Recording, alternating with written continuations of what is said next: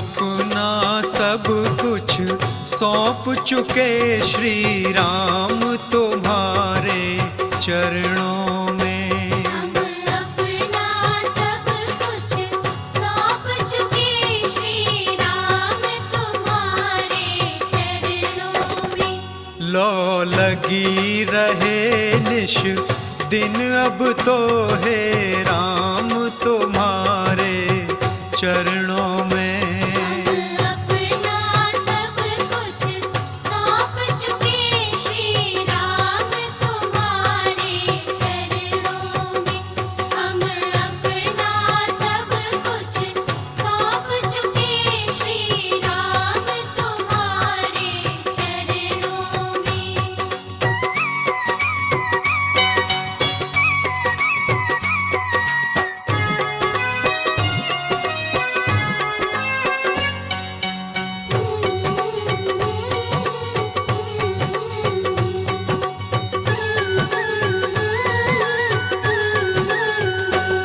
करुणा कर अब तो आ जाओ, इस मन मंदिर में समा जाओ। करुणा कर अब तो आ जाओ, इस मन मंदिर में समा जाओ। निष्काम निष्काम दीप से सदा जले हे राम तुम्हारे चरणों में। हम अपना सब कुछ सौंप चुके श्री राम तुम्हारे चरणों में।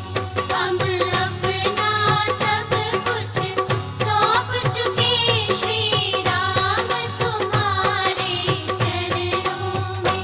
बोलो राम जय जय राम, बोलो राम जय जय राम।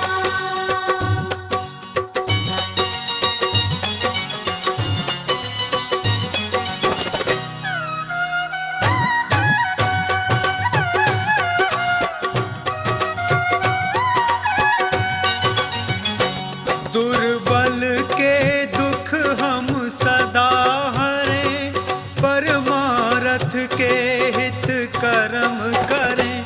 दुर्बल के दुख हम सदा हरें, परमारथ के हित कर्म करें। श्रद्धा के पावन सुमन धरें हे राम तुम्हारे चरणों में। हम अपना सब कुछ सौंप चुके श्री राम तुम्हारे चरणों में। हम अपना सब कुछ सौंप चुके श्री राम तुम्हारे चरणों में।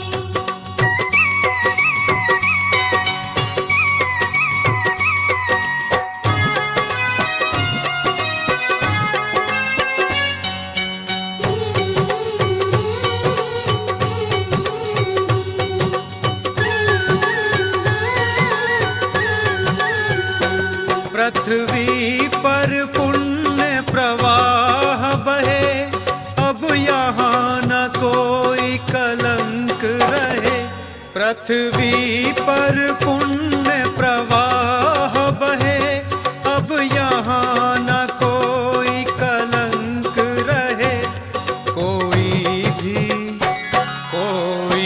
भी नहीं संताप सहे हे राम तुम्हारे चरणों में। हम अपना सब कुछ सौंप चुके श्री राम तुम्हारे चरणों में। हम अपना सब कुछ सौंप चुके श्री राम तुम्हारे चरणों में। बोलो राम जय जय राम, बोलो राम जय जय राम।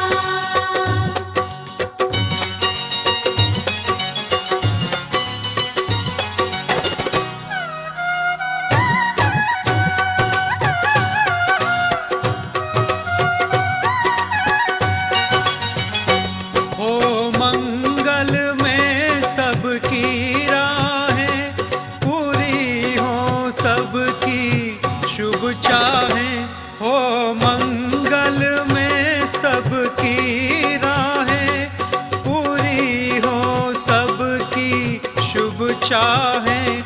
यह जीवन हम लेकर आए, हे राम तुम्हारे चरणों में। अपना सब कुछ सौंप चुके, श्री राम तुम्हारे चरणों में। लो लगी रहे निश दिन अब तो